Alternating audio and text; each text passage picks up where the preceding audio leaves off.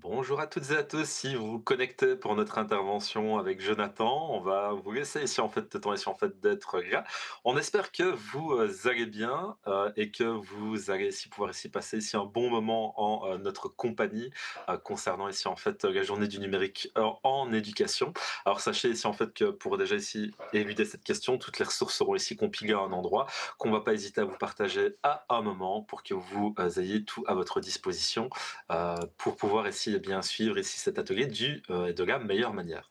Alors, je ne suis pas ici en fait tout seul pour pouvoir présenter cet atelier aujourd'hui, et je vais d'abord ici laisser ici l'honneur à Jonathan de se présenter. Alors, je m'appelle Jonathan Bonsard, je viens de Belgique. Je suis au départ instituteur primaire, puis je suis devenu formateur. Aujourd'hui, je suis technopédagogue et responsable de l'EduLab, qui est un espace de formation que j'aurai l'occasion de présenter un peu plus tard dans la présentation. Et je travaille pour Technofuturtique, qui est un centre de compétences. Alors, ben, moi, je m'appelle Laurent Di Pasquale, je suis conseiller pédagogique présentement pour l'école branchée. Je coordonne également aussi en fait le projet AI for Edu pour le Canada. Et vous allez voir qu'il y a un lien avec ce que Jonathan ici va également vous présenter. Donc, c'est aussi c'est pour ça qu'on a prévu de pouvoir ici l'inviter. En Belgique, j'étais professeur d'univers social, mais j'étais également formateur pour l'EduLab. Donc, c'est vrai ici que je suis toujours ici dans le réseau avec Jonathan pour pouvoir vous expliquer finalement ici d'où cette belle collaboration vient actuellement. Alors, on a prévu des ressources pour vous. Si jamais si vous avez envie de prendre le temps de prendre ceci en photo, de pouvoir le regarder, on le partagera également aussi sur les réseaux, mais vous allez pouvoir retrouver dans notre présentation le support de formation, des liens, ressources intéressantes qui concernent notre atelier, des ressources pour aller plus loin. Et comme ça, vous ne perdrez pas une miette en fait de notre présentation qui concerne l'animation en fait d'une communauté de pratique en IA avec des enseignants. Et si il faut le rappeler, et donc, on espère ici que vous pourrez retrouver ici toutes les informations nécessaires sur ce mur et que vous pourrez échanger avec nous le temps ici qu'il le faudra. Ce sera avec grand plaisir. Jonathan, je ne sais pas si tu as envie d'ajouter quelque chose toi aussi sur les ressources. Jusque-là, c'est parfait. C'est parfait. Vous avez vu, je lui fais toujours valider ici ce que je dis, on ne sait jamais. Merci. Donc, je pense qu'on va laisser assez de temps ici pour prendre cette information. On va se lancer dès maintenant dans la présentation. Alors, sachez ici en fait que pour les personnes qui se trouvent dans la francophonie, au Québec ou même dans une autre province, l'école branchée, c'est vraiment ici votre média, votre partenaire pour soutenir le développement de l'intégration de l'intelligence artificielle dans votre milieu, pour développer la littératie. De la même manière ici que l'EduLab ici en Belgique est ce partenaire. Si jamais si vous avez envie de pouvoir ici avoir à différentes actions. N'hésitez pas ici à vous renseigner sur ce qu'on peut ici vous proposer. Ce sera avec grand plaisir que on vous fournira plus d'informations à ce sujet. Jonathan, ici, c'est quoi les Durab au fait, toi? Alors, l'EduLab, c'est un centre de formation qu'on a mis en place en 2018, qui avait pour vocation de former les enseignants à la technopédagogie en Wallonie, donc dans une partie de la Belgique. Et donc, l'idée, c'était d'accompagner le plus efficacement toutes les écoles qui souhaitaient vivre une transition numérique et développer des compétences en technopédagogie. Ça va de l'utilisation de l'iPad, du tableau interactif à aujourd'hui l'intelligence artificielle. Donc, on touche un peu à toutes les thématiques possibles pour accompagner les enseignants. Alors, vous allez voir ici qu'en fait, si on est tous les 2 là, c'est parce qu'il y a une explication, parce que notre communauté, en fait, apprenante, notre communauté de pratique sur l'IA va avoir cette spécificité de provenir des endroits, mais on ne vous révèle pas trop de choses pour le moment, mais en tout cas, dans notre intervention aujourd'hui, voici ce qu'on a prévu. C'est quoi les objectifs de cette communauté de pratique autour de l'IA? Comment est-ce qu'on a réussi à profiter ici de l'expertise venant de Belgique pour pouvoir ici améliorer ici notre communauté de pratique également? C'est quoi ici en fait ici les rencontres qu'on a pu réaliser, les plateformes, les outils qu'on a pu utiliser et aussi en fait des pistes de prolongement pour rendre cette communauté de pratique au sujet de l'IA encore plus performante. Ça va être vraiment ici en fait au sujet de notre intervention. Alors, la communauté de pratique, elle est née dans un cadre bien précis qui était AI4Edu.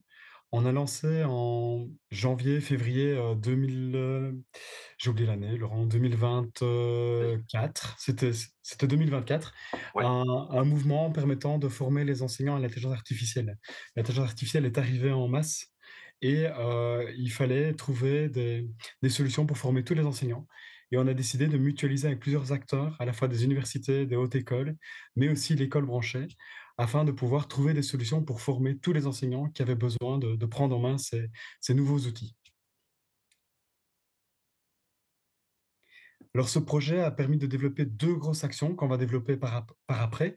La toute première, c'est le parcours référent IA. Donc, c'est un parcours modulable qui permet à des enseignants de se former à l'intégration de l'intelligence artificielle pour après pouvoir former leurs collègues et devenir référents dans leur communauté. 10 modules, un module d'entrée pour avoir les bases, puis des modules où on peut choisir des options, et puis un module final, mais ça on le présentera par après. Et la deuxième grosse action qui est née de ce projet AI4Edu, c'est une communauté de pratique branchée sur l'IA, à l'initiative de Laurent, donc de l'école branchée.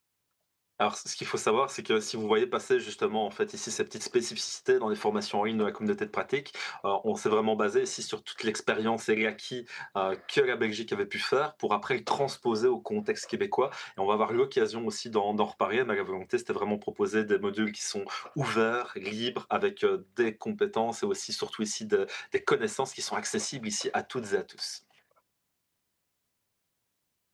Alors, comme je vous l'ai dit ici, les modules et puis aussi les spécificités concernant ici en fait, cette communauté de pratique, mais aussi en fait des modules de formation IA, ont dû être adaptés ici en fait au regard en fait, du guide, sur, l'utilisation pédagogique, éthique et légale de l'intelligence artificielle générative. On a pu retrouver énormément ici en fait de lignes directrices et de points communs avec ce que la Belgique faisait déjà. Il y a des petites spécificités en fait ici concernant, ce qui était ici en fait, édicté, qu'on a adapté par rapport ici à notre contexte. Mais ça pour vous dire ici qu'on part ici dans un cadre assez universel au point de vue de ses compétences pour aussi après s'y diriger correctement. Mais rien n'empêcherait une personne qui se trouve par exemple dans une autre province de pouvoir aussi adapter ce contenu ici s'il désire ici appliquer les modules, dis-moi Jonathan si je me trompe, à Tout à sa fait. propre réalité également aussi. Et l'adaptation, oui, non, tu as très bien raison. Et l'adaptation permet aussi de comparer deux réalités et de se nourrir des réalités de chacun. Donc, c'est vraiment un parcours qui est ouvert à tous ceux qui souhaiteraient le développer sur leur territoire. Alors, faut que vous sachiez que si jamais vous êtes à la recherche des informations sur où trouver si en fait les infos sur cette communauté de pratique, où trouver si en fait les informations concernant ici des formations, il faudrait dû que l'on adapte pour notre contexte. Tout est présent sur le site de l'école branchée, sur notre page de référencement. Vous allez avoir toutes les informations, les rediffusions qui sont mises aussi en libre accès pour ce parcours-là. Mais également du côté belge, si jamais si vous désirez d'aller du côté européen, eh bien le site de l'EduLab comprend également toutes les informations qui vont pouvoir ici vous permettre d'y accéder. Alors, on a également ici, en fait, Jonathan, dis-moi si je me trompe, aussi une base qui est aussi en fait internationale ici concernant les compétences à développer. Tout à fait. Quand on a construit le parcours, la première chose qu'on a fait, c'est se baser sur des référentiels de compétences. Et le référentiel de l'UNESCO était une des premières bases. Les 10 modules vont permettre de travailler ces différentes compétences. C'était une manière aussi pour nous de s'assurer que le module était complet et permettait de former les enseignants dans leur globalité. D'où l'intérêt de ce référentiel, comme plein d'autres, qui nous permettent d'améliorer nos modules de formation. Alors, on va essayer de briser la glace, vous allez voir que ça va être assez rapide. Donc là, si en fait, si vous avez envie ici de nous fournir ici, je sais pas si vous n'êtes pas ici dans le clavardage, on va peut-être passer, mais qui êtes-vous?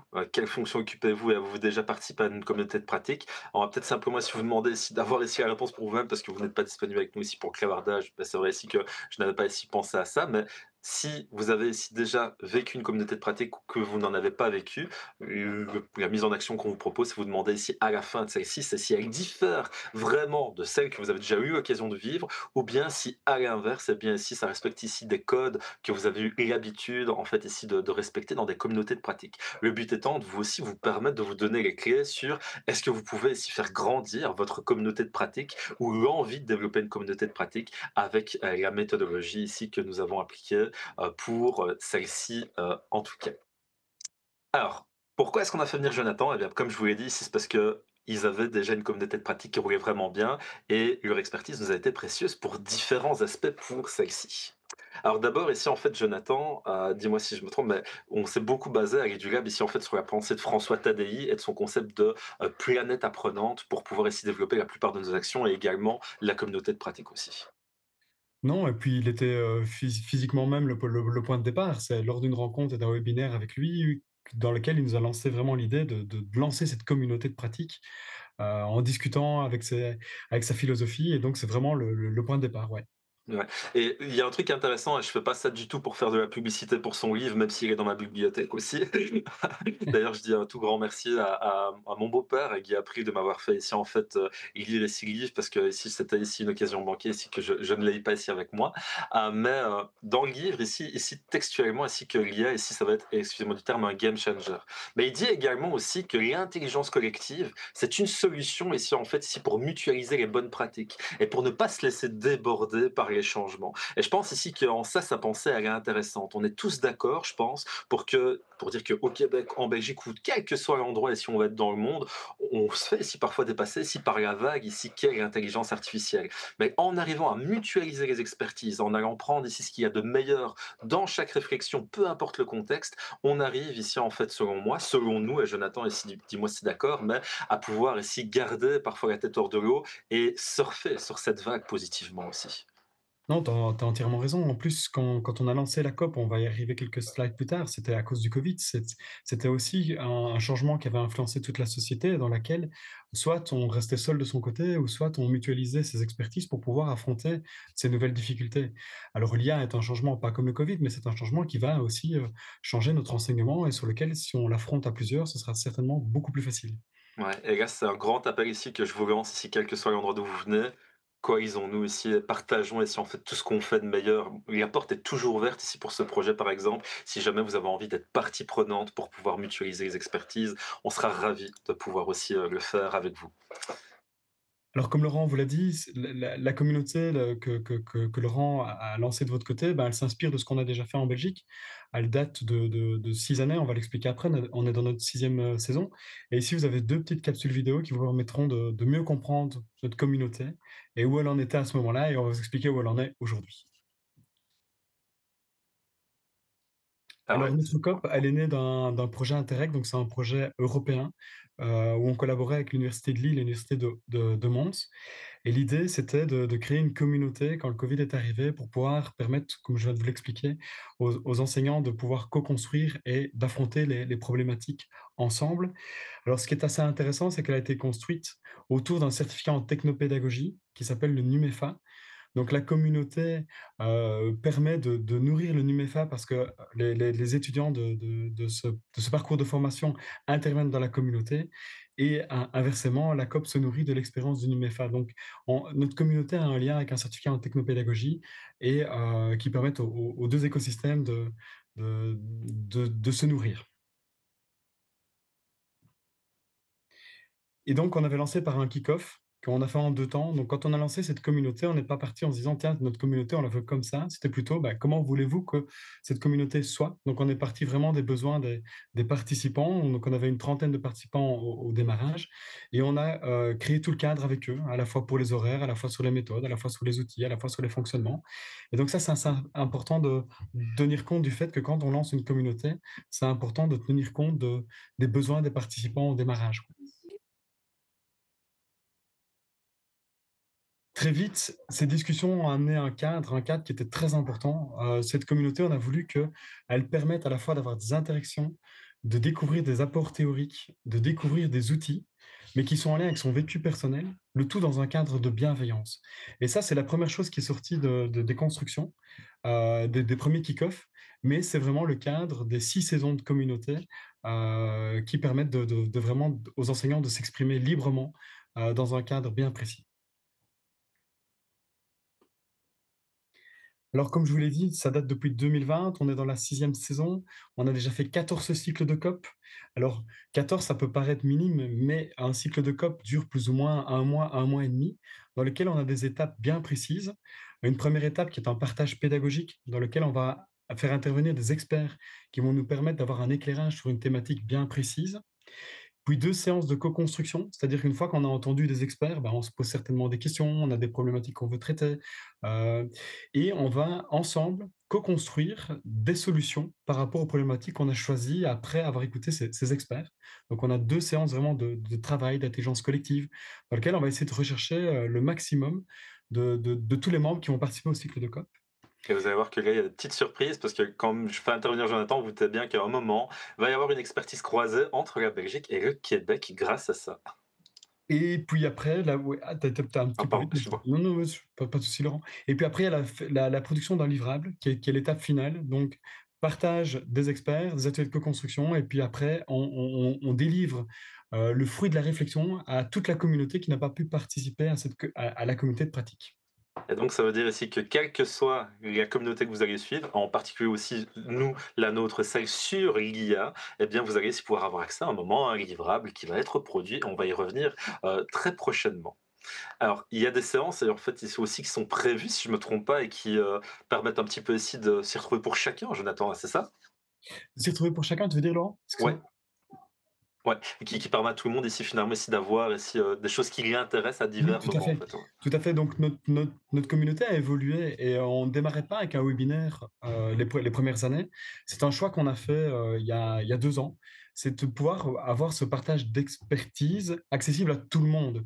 Parce que parfois dans une communauté, il y en a certains, ils viennent juste pour se nourrir pour soi-même, pour avoir un peu un éclairage et donc le webinaire est ouvert à toute la communauté et puis après on réduit pour les séances de co-construction parce que co-construire à 300, c'est complexe. Donc on va diminuer le nombre mais on va essayer de nourrir les 2 profils, quoi. Ceux qui veulent se nourrir de l'éclairage et ceux qui veulent co-construire.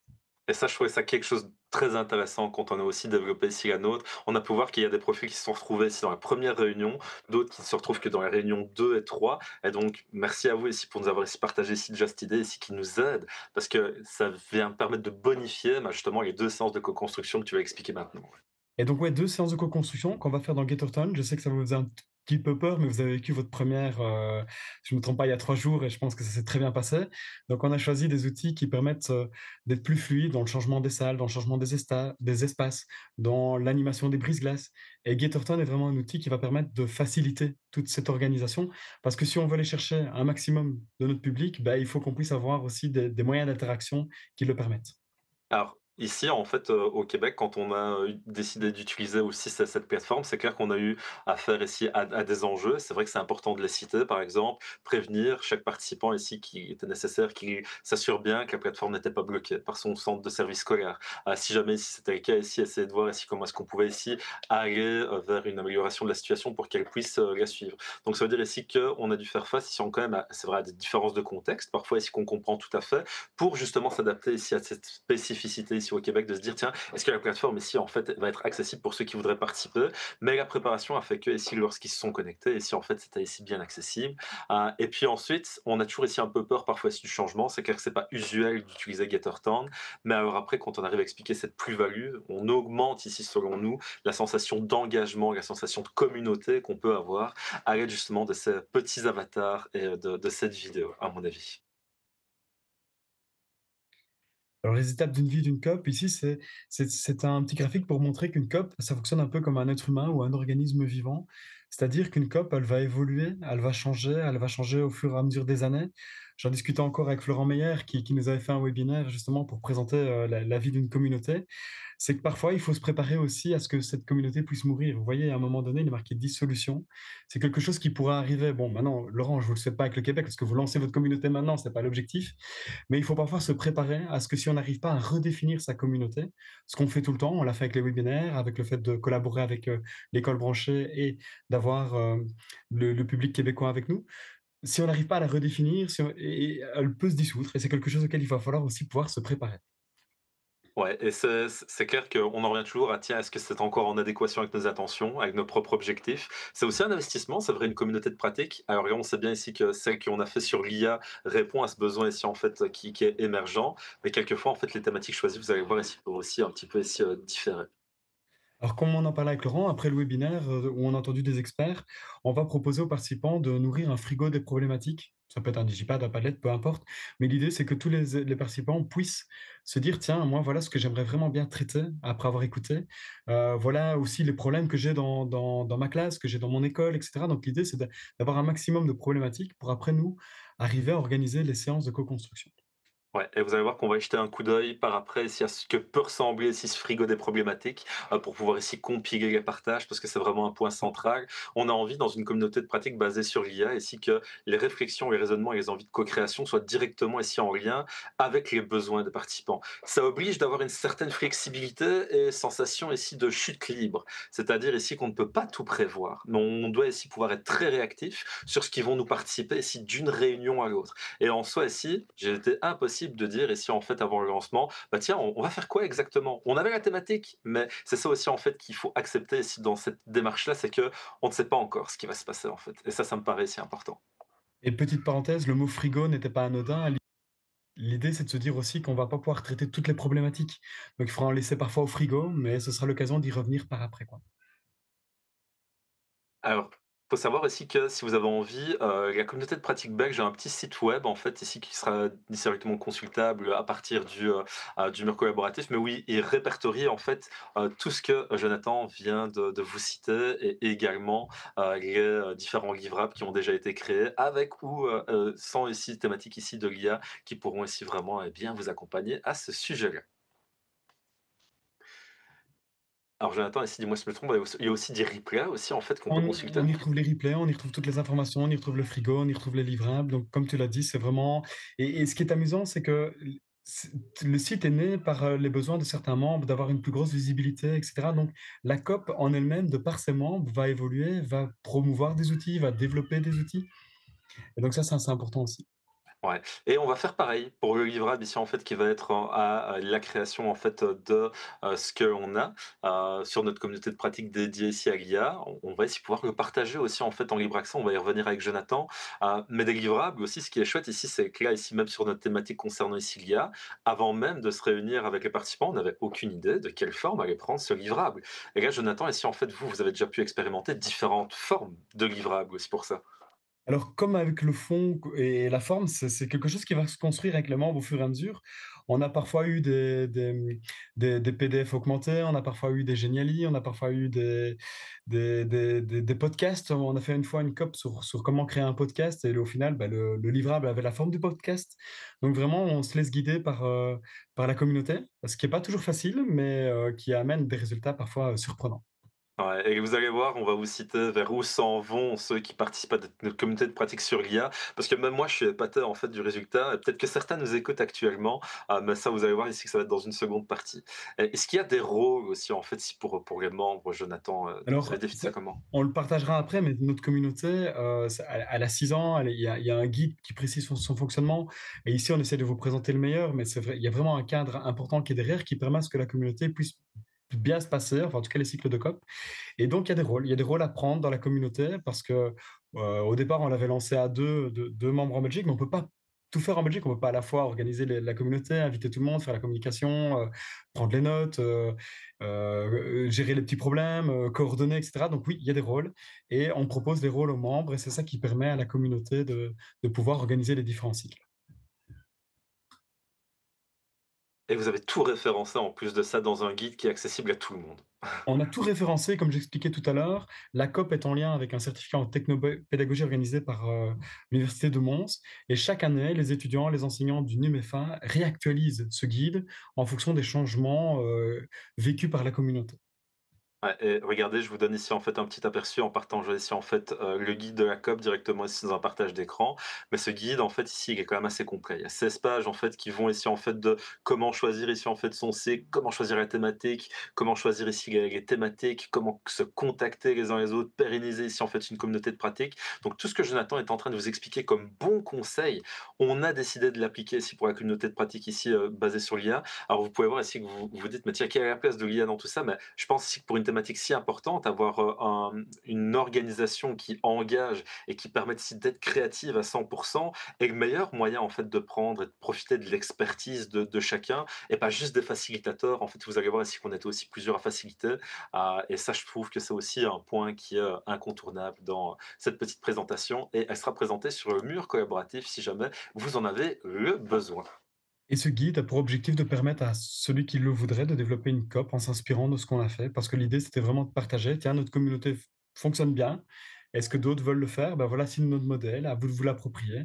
Vous n'êtes pas obligé de faire tout comme on l'a précisé, mais l'idée, c'est de vous permettre de vous lancer. Imaginons là maintenant pour les personnes qui nous écoutent, Jonathan, il y a des personnes qui ont envie de se dire: «Et moi je lancerais bien une communauté de pratique aussi ici au Québec ou dans une autre, province si on nous écoute». Est-ce qu'on peut prendre contact avec toi et avec Sabrine ici pour prendre des informations, pour après ici se faire soutenir avec des ressources ou autre chose, imaginons? Ouais, bien sûr, vraiment, c'est ça l'idée. C'est ça l'idée. Donc ici, quand on a marqué sur le slide avant des bébés COP, l'idée, c'est que, bah, on a un peu des parrains d'autres communautés. Regarde ce que la communauté que tu es en train de lancer. Sabrine a lancé une communauté aussi de chercheurs scientifiques à Madagascar, et cetera. Donc l'idée, c'est vraiment de permettre à d'autres communautés de se les approprier. On sera toujours disponible pour bien sûr donner un coup de main, quoi. Merci Jonathan et c'est en ça aussi que je trouve ça intéressant, c'est que grâce à vos bons conseils, on a pu vraiment en fait, faire émerger quelque chose d'intéressant. Alors, faut aussi faire le lien, si tu l'as aussi cité, que la communauté de pratique, c'est un élément clé en fait du parcours de formation IA que vous avez conçu en Belgique avec AI Foredu en fait. Oui, l'idée ici, c'est cette année, bah, c'est grâce à toi, hein, c'est de se dire on va orienter cette COP, on va la brancher sur l'IA, c'est un petit jeu de mots avec l'école branchée, parce que c'est les besoins du moment et puis parce que ça nous permet aussi de nourrir les personnes qui suivent notre parcours. Enfin, ça avait du sens de se dire cette année, on va orienter toute la communauté autour de l'IA. Vous l'avez entendu, on a fait d'autres thématiques comme les podcasts, comme l'e-portfolio, et cetera. Mais ici, cette année, c'était vraiment de se dire, tiens, on va essayer encore d'améliorer notre accompagnement pour les enseignants face à l'émergence de l'intelligence artificielle. Alors, faut se dire ici qu'en fait, là, on va attaquer vraiment ici la partie concrète sur, celle qui est développée ici au Québec, branchée sur l'IA. On dit également ici d'abord un tout grand merci ici à nos partenaires ici en fait, qui sont, présents ici en fait et partie prenante sur ce projet. Parce que c'est vraiment quelque chose qui nous permet ici bien d'arriver, je trouve, à un résultat intéressant. D'abord, je vous explique ici la démarche. Jonathan, il a dit: «On doit laisser le choix aux membres de la communauté ici en fait de pratique». Donc, l'organisation s'est faite l'année scolaire précédente. On a commencé l'organisation en interne avec l'équipe en janvier, je pense. Et donc là, la première chose à faire ici, c'était de définir des thématiques qui pouvaient être intéressantes. On s'est basé ici en fait sur les enjeux qui étaient déjà en fait produits ici l'année passée en se disant ça peut être amené à évoluer, hein. Donc là, ici, ça veut dire ici que c'était pas fini. Donc on a envoyé ici d'abord ici des préinscriptions à la suite d'une formation ici que Jonathan a pu donner justement à Montréal avec Jocelyn Dagenet, avec Laurie Couture, avec Simon Duguay également qui était présent. Et donc il y a des préinscriptions qui ont été remplies. Après, on les a renvoyées aussi en fait sur Internet et on a laissé le choix entre quatre thématiques principales: l'évaluation de l'intelligence artificielle, l'intelligence artificielle esprit critique, l'usage de l'intelligence artificielle ici pour développer le potentiel des élèves et développer des séquences de cours à l'aide de l'intelligence artificielle. Ce qui est revenu de tous les votes, eh bien ici, en fait, ici, c'est vraiment ici une de ces séquences. Mais pourquoi est-ce qu'on a laissé le choix? C'était pour que ça s'accorde vraiment à 100% ici avec la volonté ici en fait du groupe, pour aussi fonctionner de manière démocratique, mais pour augmenter aussi la sensation d'engagement. Je pense ici que ça c'est un élément clé. Ici, quand on a un sentiment de contrôlabilité sur la tâche, on va aussi avoir envie de s'y engager. La thématique ici, en fait, qui a été retenue pour le premier cycle, ici, c'est l'évaluation et l'intelligence artificielle. Ça a récolté ici, en fait, la majorité des votes. Mais rien ne dit que si jamais si on fait un deuxième cycle, en fait, l'une des thématiques présentées ici précédemment, ce soit une de celles-là. Il faut se réadapter en reproposant, en fait, les thématiques aux participants pour que ce soit ici toujours en lien avec la situation actuelle. Et dis-moi si je me trompe, mais en Belgique, ils étaient aussi, en fait, partants pour cette thématique-là, Jonathan. Oui, oui, on s'est plus adapté à vos thématiques cette année-ci parce qu'on voilà, fusionner 2 communautés, c'est aussi apprendre à vivre avec l'autre communauté et donc quand tu as fait les propositions de 3 thématiques, nous ça on les a présentées, tout le monde a embrayé et c'est parfait pour nous. Alors, là, si Jonathan vient ici de vous le dire, mais on a ici prévu un mix qui va être expliqué après, mais en gros, comment ça se passait? On a 3 réunions, dont une ici, en fait, de lancement, qui est un peu un kick-off. Les réunions, ici, durent entre 1 heure et demie et 2 heures. Et puis, alors après, si les 3 réunions sont en train de se dérouler ici, en fait, sur 1 mois et demi pour le moment. Quand on regarde ici, en fait, on a dû, ici, en fait, ici au Québec, on a voulu faire ici, en fait, ici, un échange ici et des partenariats pour faire en sorte de maximiser la qualité ici de cette communauté de pratique. Alors ici, je ne l'ai pas ici distinctement ici affiché, j'aurais dû, mais le cadre 21, par exemple, ici va badger la participation à notre communauté de pratique ici en fin de cycle pour les participants. Les participants belges pourront aussi solliciter en fait un badge du cadre 21 et Jonathan, vous aussi vous décernez un badge si je ne me trompe pas ici en fait pour différents moments. On en a diffusé un, pardon, pour le webinaire, pas pour le cycle, parce qu'on te laisse le faire. Donc, c'est vraiment l'idée, c'est d'essayer de mutualiser les 2 expertises, et cetera. Donc, pour le cycle, ce sera le cadre 21 et le webinaire, ben, ce sera l'EduLab. Alors, on a aussi, un beau partenariat. On dit un tout grand merci aussi à l'école en réseau qui nous a ici apporté ici quand même pas mal de conseils au point de vue de la communication, au point de vue du partage, pour aussi diffuser ça ici sur la plateforme, afin ici qu'il y ait un maximum de personnes qui, eh bien ici soient présentes avec nous. Alors, il y avait des facilitateurs ici en fait pour les 3 rencontres. Donc le rôle des facilitateurs, ça va être vraiment ici, comme vous l'entendez, faciliter les rencontres de co-création, mais pas que. Être présent ici en fait dans la première rencontre en format webinaire pour jouer avec les interactions, pour relancer les questions, pour répondre aux questions. Alors on avait la très grande chance ici d'avoir ici Simon Duguet qui était présent avec nous pour jouer ce rôle. Il est toujours présent d'ailleurs, donc ça veut dire ici qu'il est présent pour pouvoir co-animer également et pour pouvoir ici faciliter les groupes. Et moi aussi, je jouais le rôle de facilitateur pour ces 3 réunions. Et Simon, on va le voir aussi après, a joué le rôle ici en fait d'expert avec un expert belge. Donc on a toujours cette volonté de mixer Belgique, Québec pour mélanger ici en fait les 2 expertises à chaque moment. On a dû être aussi à la recherche de différents rôles qui sont importants. Par exemple, ici, un des rôles ici quand on se lance qui est peut-être le plus important, je trouve, c'est le documentariste qui va prendre ici en fait en note les différentes informations qui sont partagées ici par la communauté afin de pouvoir ici en garder une trace. Et ça ici, c'est quelque chose que je vais peut-être pouvoir déjà vous montrer maintenant sur le frigo des problématiques, ou en tout cas sur le mur collaboratif que nous utilisons, et qui est commun également avec la Belgique maintenant. On a ici proposé en fait aux participants de proposer des thématiques. Donc ça ici en fait, ils ont chacun été libre de nous l'envoyer, mais aussi à d'autres moments. On a décidé ici en fait aussi en fait de faire 4 colonnes par rapport aux thématiques qui ont été identifiées, on va y revenir. Mais ces 4 thématiques proposent ici aussi des documents qui sont collaboratifs et libres. Par exemple, ici là, vous allez avoir ici une synthèse qu'on a aussi gardée à un autre endroit et du résultat ici en fait d'un des travaux de groupe sur lesquels on va se baser pour faire un livrable. Donc chacun est libre aussi en fait de consulter ce savoir pour pouvoir ici après lui aussi le réexploiter. Donc c'est-à-dire que le rôle du documentariste, là ici, c'était ici bah, de prendre note, pouvoir ici formaliser tout ça, pouvoir ici le compiler à un endroit, pour qu'après on en fasse un livrable de qualité. Et là on va ici revenir ici en fait sur ces différents groupes qui ont été identifiés, mais tout ça aussi en fait vient de la communauté de pratique et vient aussi des apprenants qui ont pu partager en fait leurs différentes idées pour pouvoir en fait se lancer dans cet endroit. Alors, là, pour le moment, on en est où dans notre communauté de pratique ici, en fait, basée sur l'IA? On en est ici. On vient de faire ici la dernière réunion le 21 octobre et on va avoir ici le 4 novembre, ici, en fait, la troisième partie. Et après, il y aura le livrable ici, en fait, ici, qui sera ici proposé. On a quelques retours intéressants, j'ai envie de les citer, par exemple, qui vient directement des pratiques. Pour développer l'esprit critique, c'est important de demander aux apprenants d'évaluer les réponses qui sont données par l'IA. Pour bien rédiger une requête, par exemple, eh bien, une compétence indispensable ici, en fait, c'est de pouvoir le faire ici, et donc, ce serait peut-être à intégrer dans les cours de français. Moi, j'entraîne mes élèves à défendre oralement des travaux qui ont été présentés, assistés par l'IA. Après, aussi, il y a aussi quelqu'un qui nous dit, bah, pour s'assurer ici, en fait, que les consignes et les attentes correspondent à l'environnement technologique actuel, c'est important de se poser ici la question à ce niveau-là. Aussi, comment impliquer tout le village, parents, grands-parents, apprenants, pour bonifier notre intelligence collective? Comment évaluer ses propres évaluations? Tout ce que je viens de vous partager, ce sont ici en fait des réactions et des réflexions de la communauté de pratique qui nous servent justement à alimenter notre livrable par la suite. Si je peux me permettre, Laurent, c'est là que ça a du sens et que ça diffère d'une formation.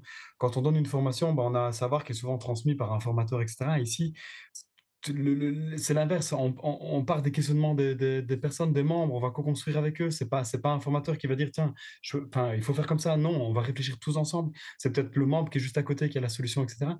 Et donc, c'est vraiment cet intérêt de cette communauté de pratique, c'est de répondre à toutes les questions que tu présentes là maintenant, ensemble, et pas seulement sous le format d'une formation traditionnelle, quoi. Ouais, et on n'aurait pas su l'anticiper, c'est ça ici qui est beau. Alors on a mélangé nos 2 communautés de pratique parce que finalement faire une communauté de pratique tout seul, c'était si tellement trop simple.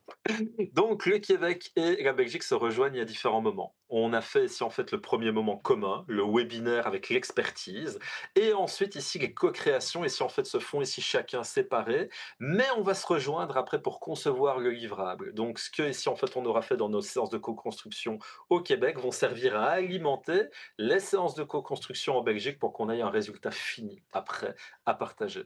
C'est bien ça, Jonathan. Oui, c'est ça et en voyant les prénoms que tu as vus avant dans le questionnement, je me rends compte que tu as encore complexifié la chose parce que Laurent a permis aux participants de suivre les 2 communautés de pratique. Donc ça, il va falloir qu'on en tienne compte aussi. Mais c'est vraiment ça la volonté, c'est de se dire: «Tiens, est-ce que je veux participer à tel moment? Est-ce que je veux partager plus avec, le côté québécois? Est-ce que» donc l'idée, c'est vraiment d'ouvrir cette communauté et de la fusionner et d'ouvrir aux 2 réalités, quoi. Et je sais qu'il y a des personnes de la Belgique qui nous ont suivis sur l'horaire québécois. Pour ne citer que lui ici, Mathieu, qui est venu apporter ici, en fait, l'éclairage de ce que vous aviez déjà pu faire. Et je sais, je pense ici que des personnes ici du Québec vont suivre la communauté de pratique également de votre côté. Et ça, c'est une belle preuve qu'on peut créer des ponts dans la mutualisation de nos connaissances en IA, peu importe l'endroit où on se trouve aussi, je pense. Alors, je te laisse ici citer ici notre très chouette collègue Sabine, Jonathan, si tu veux. Ben Sabrine, c'est la personne avec qui j'ai créé la communauté. Donc l'idée de naître de nous 2 et on s'est associés et ce qui est vraiment, chouette, c'est qui montre un fonctionnement qui est assez performant, c'est que moi je représente un centre de compétences qui est vraiment sur le terrain et qui va former les enseignants et Sabrine est plutôt dans la recherche à l'université de Mons et c'est vraiment la fusion de ces 2 expertises qui ont permis de créer cette COP et de réfléchir vraiment à avoir l'impact le plus pertinent possible et je te laisse lire sa citation parce que c'est toi qui étais la rechercher, Laurent, et je sais qu'elle te Oui. tient à cœur. Ah oui, je l'ai copié parce que franchement, je trouve que c'est un truc qui a illuminé ici, en fait, notre lancement et Sabrine, je te dis merci quand tu vas nous écouter. Mais ce qui importe, c'est pas tant le résultat et la production. Ce qui importe ici, c'est le chemin et qu'on va parcourir ici pour le réaliser dans la communauté de pratique. Entendez par là ici, en fait, c'est pas ici vraiment, en fait, le résultat fini du livrable. C'est l'explication ici des raisonnements et des réflexions qui va avoir lieu dans la communauté de pratique pour pouvoir ici nourrir la réflexion des autres. Et j'ai trouvé ça tellement brillant. Donc, merci Sabrine. Alors aussi, regardez, on s'est demandé si en fait comment est-ce pouvoir essayer la poursuivre et je vois que le temps file, donc c'est peut-être si tu essaies d'expliquer ça, toi Jonathan? Oui, bah, c'est en lien avec ce que tu viens de dire. Le chemin n'est pas toujours le plus important. Quand on participe à une COP, on peut participer pour soi, aller rechercher des éléments, des informations pour répondre à ces problématiques. On peut le faire aussi en étant en groupe, essayer de co-construire, essayer de trouver des solutions pour le voisin qui a un problème. Mais on peut aussi le faire à l'échelle de la communauté. Une fois qu'on a fini le livre 1, ben, voilà, on va essayer de répondre à un maximum de problèmes de la communauté générale, quoi. Donc on a 3 niveaux de sens au sein de notre communauté. Alors sachez aussi en fait que là, la suite c'est prévu, c'est le livrable, donc on le postera en fait, sur nos réseaux. Il sera en cours de construction ici prochainement, mais dès qu'il sera ici en fait, prêt, on n'hésitera pas ici en fait à vous informer en fait par tous les moyens possibles et imaginables pour que vous puissiez vous aussi le consulter de manière gratuite, libre et ouverte.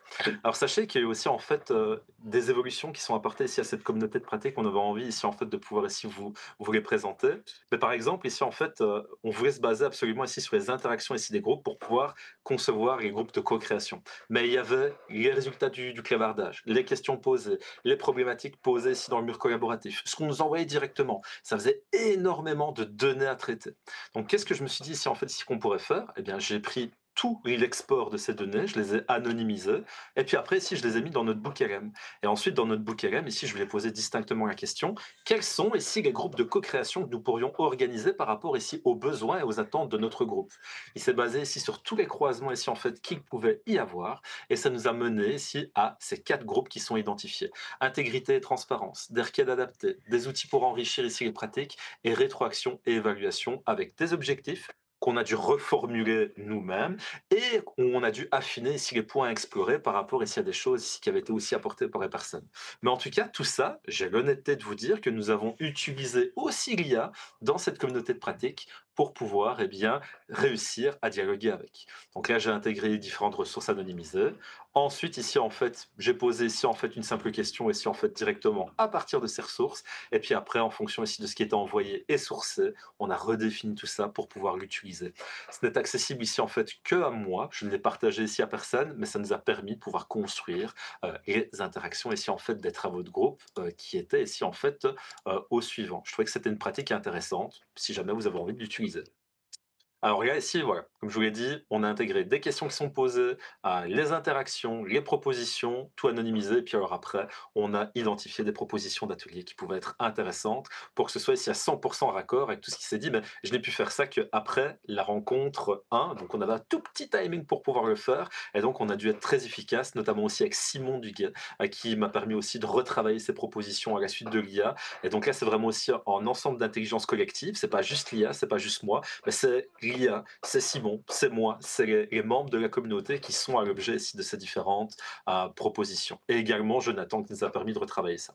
Donc voilà, si en fait par curiosité, si jamais si vous désirez s'y lire, on a intégrité. Là, l'objectif c'est de baliser l'encadrement avec des utilisations ici claires allant de la après la simple interdiction. C'est également des requêtes. Quelles requêtes est-ce qu'on va pouvoir faire à l'IA pour pouvoir avoir des pratiques évaluatives.